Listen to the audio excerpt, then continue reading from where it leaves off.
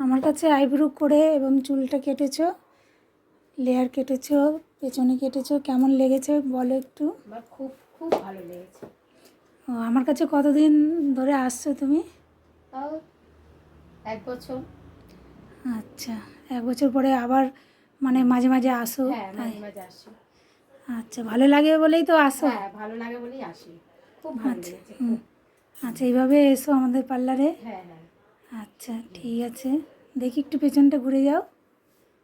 দেখো, চুলটা অনেকটাই বড়, সামনে পেছনে কাটা হয়েছে, সামনে লেয়ার কাটা হয়েছে, তো অনেকটাই ঘন, লেয়ারটাও ভালো লাগছে।